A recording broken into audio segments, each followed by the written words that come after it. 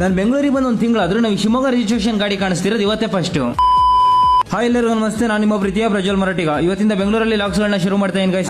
ಆಮೇಲೆ ಈ ವಿಡಿಯೋ ನೋಡ್ತಿರೋ ನೀವು ಯಾರಾದ್ರೂ ಬೆಂಗಳೂರಾಗಿದ್ರೆ ಹಂಗೆ ರೆಡ್ ಹಾಟ್ ನ ಕಮೆಂಟ್ ಹಾಕಿ ಗೈಸ್. ಮಾರ್ನಿಂಗ್ ಡ್ಯೂಟಿ ಹೋಗಿನ ಮುಂಚೆ ನಮ್ಮ ಫ್ರೆಂಡಿಗೆ ಬಾಯ್ ಮಾಡಿದ್ರೆ ಸೈಡಿಗೆ ಹೋಗಿ ಅಡ್ಕೊಂತೀನಿ ಗೈಸ್, ವಿಡಿಯೋ ಮಾಡ್ತೀನಿ ಅಂತ ಅನ್ಬಿಟ್ಟು. ನಂತರ ನಮ್ಮ ಫ್ರೆಂಡಿಗೆ ಸ್ವಲ್ಪ ಕರುಣೆನೇ ತೋರಿಸ್ಬಿಟ್ಟು ಲಿಫ್ಟ್ ಹತ್ಕೊಂಡು ನಾನು ನನ್ನ ಬೈಕ್ ಹತ್ರ ಕೆಳಗಡೆ ಬಂದೆ. ನಂತರ ಬೈಕ್ ಹತ್ಕೊಂಡು ಡ್ಯೂಟಿ ಕಡೆ ಹೋಗ್ತಾ ಇರ್ಬೇಕಾದ್ರೆ ನನ್ನ ಮನಸ್ಸಲ್ಲಿ ಒಂದು ಕ್ವಶನ್ ಬಂತು, ನಮ್ಮ ಫಾಲೋವರ್ಸ್ ಇನ್ನು ಯಾಕೆ ಹೇಳಿಲ್ಲ ನಾನು ಬೆಂಗಳೂರಿಗೆ ಏನಕ್ಕೆ ಬಂದಿದ್ದು ಅಂತ. ಅಂದ್ರೆ ತಪ್ಪಿರೋ ದಾರಿನ ಸರಿ ಮಾಡ್ಕೊಂಡು ಮುಂದೆ ಹೋಗಕ್ಕೆ ಗೈಸ್ ನಾನು ಬೆಂಗಳೂರಿಗೆ ಬಂದಿದ್ದು. ಅಂದ್ರೆ ಡಿಗ್ರಿ ಮುಗಿಸ್ಕೊಂಡು ಕೆಲ್ಸಕ್ಕೆ ಬಂದಿರೋದು ಅಂತ ಹೇಳಿದೆ ಗೈಸ್. ನಂತರ ಈ ಟ್ರಾಫಿಕ್ ನೆಲ್ಲ ದಾಟ್ಕೊಂಡು ನಮ್ಮ ಆಫೀಸ್ ನ ವೇರ್ ಹೌಸಿಗೆ ಬಂದೆ. ವೇರ್ ಹೌಸ್ ಅಲ್ಲಿ ಸ್ವಲ್ಪ ವರ್ಕ್ ಎಲ್ಲ ಮುಗಿಸ್ಕೊಂಡು ನಂತರ ಊಟಕ್ಕೆ ಬಂದು ಮತ್ತೆ ವರ್ಕ್ ಮಾಡ್ತಾ ಕುತ್ಕೊಂಡೆ. ಇಷ್ಟು ಬಿಲ್ಸ್ ವೆರಿಫೈ ಮಾಡಬೇಕು ಗೈಸ್. ಇಷ್ಟು ವೆರಿಫೈ ಮಾಡೋ ಅಷ್ಟೊತ್ತಿಗೆ ನನ್ಗಂತೂ ಜೀವನನೇ ಬೇಡ ಆಗೋಗುತ್ತೆ ಗೈಸ್.